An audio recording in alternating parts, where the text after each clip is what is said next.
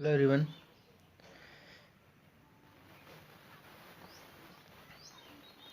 इस वीडियो में हम लोग देखेंगे कि एस्टिमेशन क्या होता है। Estimation and costing. तो एस्टिमेशन पहले हम लोग ये समझेंगे कि एस्टिमेशन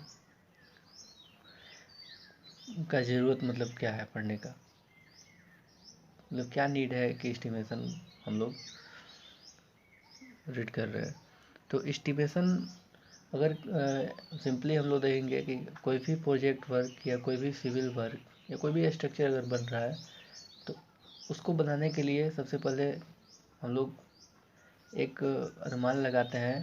तो बेसिकली एस्टिमेशन एक अनुमान ही है, आकलन है कि उस वर्क को पूरा करने के लिए कितना टाइम चाहिए, कितना टाइम में वर्क पूरा हो जाएगा, उसके लिए कितना कॉस्ट चाहिए और कितना मटेरियल रिक्वायर्ड होगा। तो टाइम के अकॉर्डिंग हम लोग लेबर चाहिए और भी वर्कमैनशिप बहुत सारा मतलब ज़रूरत होगा। तो वो हम लोग एक अनुमान लगाएंगे। अनुमान मतलब हम लोग निकालते हैं, एस्टिमेट करते हैं कि उस प्रोजेक्ट वर्क के लिए कितना मटेरियल रिक्वायर्ड होगा और कितना टाइम मतलब लगेगा। तो उसके अकॉर्डिंग हम लोग एस्टिमेट करते हैं। तो एस्टिमेशन एक ये प्रोसेस है, टेक्निक है, जिससे हम लोग कैलकुलेट करते हैं वेरियस क्वांटिटी कितना रिक्वायर्ड है और एक्सपेंडिचर मतलब कितना उसमें कॉस्ट लगेगा। तो उस एक्सपेंडिचर के अकॉर्डिंग ही हम लोग उस प्रोजेक्ट को स्टार्ट करते हैं। तो अगर अगर एस्टिमेट हम लोग नहीं अगर पहले कैलकुलेट करेंगे तो वो प्रोजेक्ट इंड होगा उस फंड में या नहीं होगा। तो उसके अकॉर्डिंग हम लोग, अगर वो फंड अवेलेबल नहीं है, अगर हम प्रोजेक्ट स्टार्ट कर दिए वो फंड अवेलेबल नहीं है, तो उसके अकॉर्डिंग हम लोग उसका क्या करेंगे, क्वालिटी चेंज कर देंगे या कोई अलग हम लोग मेथड मतलब ये स्पेसिफाई करेंगे उस प्रोजेक्ट को पूरा करने के लिए। तो एस्टिमेशन ये सब बातों के लिए हम लोग ये जो रिक्वायर्ड जो टर्म है, इस रिक्वायर्ड टर्म के लिए हम लोग एस्टिमेशन स्टडी करते हैं। तो डिफिनीसन एस्टिमेशन एंड कॉस्टिंग का बेसिकली क्या है कि estimation is the technique of calculating और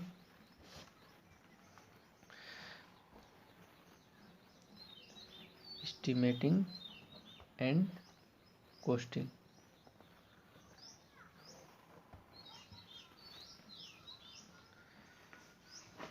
तो यहाँ पे हम लोग डिफिनीसन ये है कि estimating is the technique of calculating और computing the various quantity and the expected expenditure to be include on a particular work on और प्रोजेक्ट। मतलब ये डिफिनीसन क्या है कि ये एक प्रकार का टेक्निक है जिससे हम लोग क्या कैलकुलेट करते हैं और कंप्यूट करते हैं वेरियस क्वांटिटी, जो भी मटेरियल इसमें रिक्वायर्ड है। कोई भी प्रोजेक्ट वर्क हम लोग कर रहे हैं तो उसमें कोई जो जितना भी मटेरियल रिक्वायर्ड है उसका हम लोग क्वांटिटी कैलकुलेट करते हैं कि कितना क्वांटिटी उसमें लगेगा। उसके अकॉर्डिंग हम लोग फंड को जमा करेंगे ना कि कितना क्वांटिटी उसमें लगेगा। और एक्सपेंडिचर कितना कॉस्ट फाइनल जब प्रोजेक्ट होगा उसके अकॉर्डिंग कितना कॉस्ट उसमें लगेगा, वो एक्सपेंडिचर कितना खर्च आएगा। तो ये एक टेक्निक है, ये एक इसका डिफिनेशन हुआ। इसमें अब एक और क्या टर्म है देखिए, in case the fund available are less than estimated cost of the work is done in part or by reducing it or specification are altered. ये इसके पहले हम ये टर्म डिस्कस किए कि अगर फंड अवेलेबल नहीं है उस प्रोजेक्ट के अकॉर्डिंग तो उसमें हम लोग क्या करेंगे, बीच में ऐसा लगा हम लोग को, मतलब कुछ वर्क पूरा हो गया और कुछ वर्क मतलब स्पेंड जो बचा हुआ है, तो उस वर्क को पूरा करने के लिए मेरे पास एस्टिमेटेड मतलब जो कॉस्ट है वो कॉस्ट एंड ऑफ वर्क तक अवेलेबल नहीं हो पा रहा है, मतलब वो उतना अवेलेबल नहीं है जितना कि हम लोग वर्क पूरा कर लिए। तो उस केस में हम लोग क्या करेंगे, उस टाइम से जहाँ तक वर्क हम लोग पूरा किए हैं उसके बाद स्पेसिफिकेशन जो है, जो मटेरियल का स्पेसिफिकेशन है उसको हम लोग चेंज कर देंगे। Clear. The following requirement are necessary for preparing estimate. तो एस्टीमेट हम लोग मतलब कैलकुलेट करने के लिए क्या क्या ज़रूरत होगा, कौन कौन सा टर्म, क्या क्या मतलब पॉइंट हम लोग को पढ़ना जानना है कि एस्टीमेट हम लोग कैसे कैलकुलेट करेंगे। कोई भी प्रोजेक्ट है तो उसके लिए हम एस्टीमेट कैसे पूरा करेंगे, उस एस्टीमेट के लिए हम लोग को क्या क्या चाहिए। ड्राइंग लाइक प्लान, मतलब अगर कोई भी बिल्डिंग, रोड, कैनल या रोड, रेलवे, ब्रिज, किसी भी कोई भी स्ट्रक्चर है, सिविल स्ट्रक्चर या प्रोजेक्ट वर्क, तो उसके लिए हम लोग को क्या चाहिए, उसका प्लान चाहिए, एलिवेशन चाहिए एंड सेक्शन चाहिए। उसके अकॉर्डिंग हम लोग कैलकुलेट कर पाएंगे कि वो कितना मीटर स्क्वायर के रेंज में है, उस पर मीटर स्क्वायर में कितना उसका कॉस्ट आ रहा है या उसमें कितना मटेरियल लग रहा है। Specification, detail specification about workmanship and property of material. Detail specification about workmanship, मतलब वर्कमैनशिप मतलब जो उसमें काम कर रहा है तो स्किल्ड लेबर, उसका कितना चार्ज होगा, या सुपरवाइज़र या और भी वर्कमैन जो भी है, या इंस्ट्रूमेंट, मशीनरी इंस्ट्रूमेंट, बहुत सारा वर्क होगा तो उसका स्पेसिफिकेशन के अकॉर्डिंग हम लोग कि उतना उसका कितना कॉस्ट आएगा। और मटेरियल, मटेरियल का स्पेसिफिकेशन कि हम लोग किस टाइप का material, A grade, B grade, जो भी मटेरियल हम लोग यूज कर रहे हैं उसका स्पेसिफिकेशन के अकॉर्डिंग ही एस्टिमेट करेंगे कि उस प्रोजेक्ट में कितना एस्टिमेट होगा। Standard schedule rate of the current year, इसका मतलब क्या है कि अभी जो करेंट रेट चल रहा है उसके अकॉर्डिंग हम लोग एस्टिमेट मतलब प्रिपेयर करते हैं कि इस करेंट रेट में जो हम लोग मटेरियल यूज कर रहे हैं या जो भी वर्कमैनशिप का चार्ज जो लगेगा उसके अकॉर्डिंग कितना एस्टिमेट होगा, उसके अकॉर्डिंग हम लोग पूरा प्रिपेयर करेंगे डाटा। और ये कॉस्टिंग है, एस्टिमेटिंग का डेफिनेशन तो हम लोग देखे, उस क्या क्या क्या ज़रूरत है उसके लिए वो भी हम लोग देख लिए। कॉस्टिंग क्या है, कॉस्टिंग इज द, देखिए यहाँ पे definition, costing is defined as the determination of actual cost of the work before exclusion of it। costing simply क्या है कि वर्क जो भी हम लोग वर्क करेंगे या जो भी वर्क हम लोग स्टार्ट किए हैं उस वर्क के पूरा होने के पहले तक जो कॉस्ट है उसको हम लोग एक्चुअल कॉस्ट जो है उसको हम लोग डिटरमाइन करने के लिए ये कॉस्टिंग वर्ड यूज कर रहे हैं। मतलब इसका सिंपली डिफिनेशन ये हुआ कि जो भी कॉस्ट लगेगा उस वर्क के लिए उस पूरे कॉस्ट को हम लोग कॉस्टिंग में रीड करेंगे। इसके लिए हम लोग क्या करते हैं, टू नो द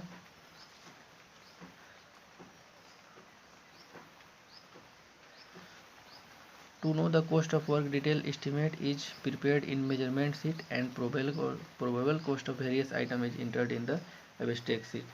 इसमें हम लोग क्या करेंगे कि जो भी वर्क है तो जो भी मटेरियल है या कितना उसका लेंथ है, मतलब जो उसका सेक्शन है और जो उसका प्लान एलिवेशन है उसको हम लोग मेजरमेंट शीट में रेडी करेंगे कि उसका कितना मेजरमेंट है और उस मेजरमेंट शीट को एब्स्ट्रैक्ट शीट में उस मेजरमेंट के अकॉर्डिंग कितना उसका रेट हो रहा है, कितना प्राइसेस हो रहा है, उस प्राइसेस को उसको हम लोग एब्स्ट्रैक्ट शीट में प्रिपेयर करेंगे। अब क्या ज़रूरत है हम लोग को एस्टिमेशन पढ़ने के लिए, मतलब उसका नीड क्या है एस्टिमेटिंग एंड कॉस्टिंग का। तो एक नीड क्या है, मतलब एस्टिमेशन का क्या क्या क्या ज़रूरत हो सकता है कि ये एक आइडिया देता है कि किस टाइप से वर्क हम लोग मतलब कैसे हम लोग वर्क स्टार्ट करें, कितने टाइम में उसको एंड कर सकते हैं, कितने लेबर हम लोग उसमें ये इसको इंटरेक्ट करें या मशीनरी यूज करें या किस टाइप का मतलब वो स्पेस है जिस स्पेस में हम लोग वर्क स्टार्ट कर रहे हैं। तो उसके अकॉर्डिंग हम लोग एस्टिमेट एक आइडिया मिल जाता है कि मतलब उस वर्क को पूरा करने के लिए हम लोग क्या क्या मतलब ज़रूरत लग रहा है।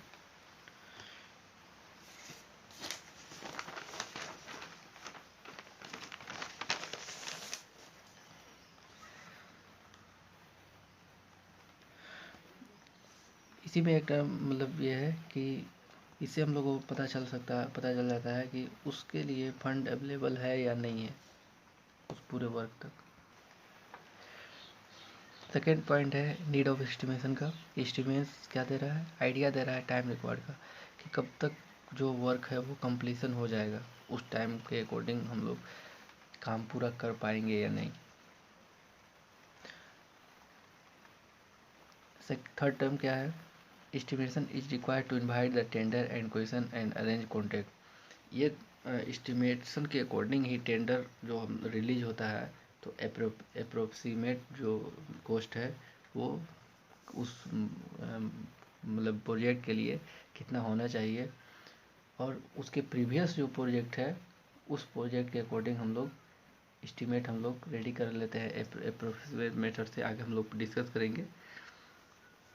तो टेंडर जो हम लोग टेंडर और जो कॉन्ट्रैक्ट जो अरेंज करते हैं, तो वो उसके लिए हम लोग एस्टीमेट रेडी करते हैं कि वो कितना एस्टीमेट कॉस्ट होना चाहिए, या कोई भी रोड अगर उस लेंथ तक मतलब कहीं भी अगर टेंडर उसका दिया जा रहा है तो उसका कितना कॉस्ट आना चाहिए, तो पहले हम लोग एस्टीमेट करते हैं, उसके अकॉर्डिंग वो अरेंज होता है। Estimate is also required to control the expenditure during the execution of work. अब जो एंड ऑफ वर्क है मतलब फाइनल वर्क तक एस्टिमेशन हम लोग एस्टिमेशन ही बताता है कि एक्सपेंडिचर कितना होगा और किस टाइप से हम उसको यूज करेंगे, कंट्रोल करेंगे एक्सपेंडिचर को।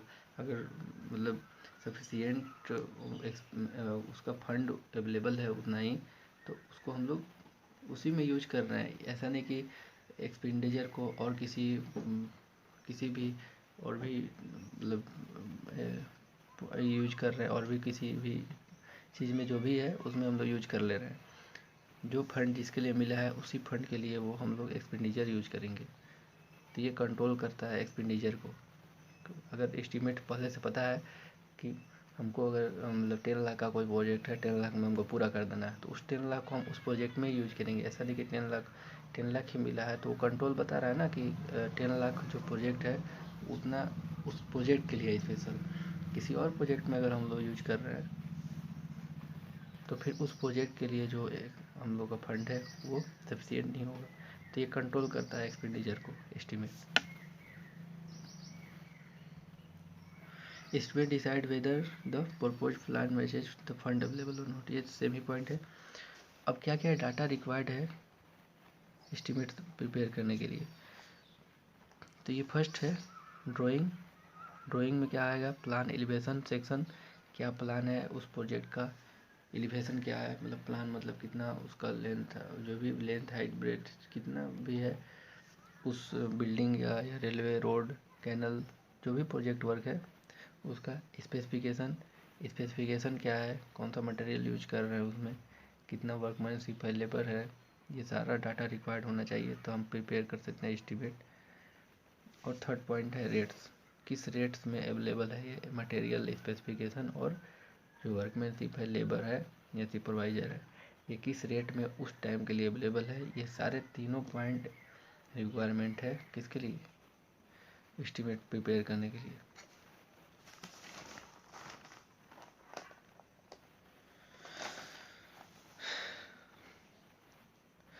देखिए रेट्स,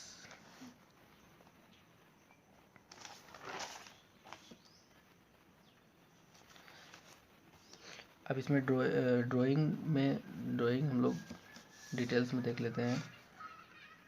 ड्राइंग अगर क्लियर नहीं है, कंप्लीट डायमेंशन नहीं है, तो हम लोग प्रिपेयर नहीं कर सकते एस्टिमेट कितना कॉस्ट लग रहा है।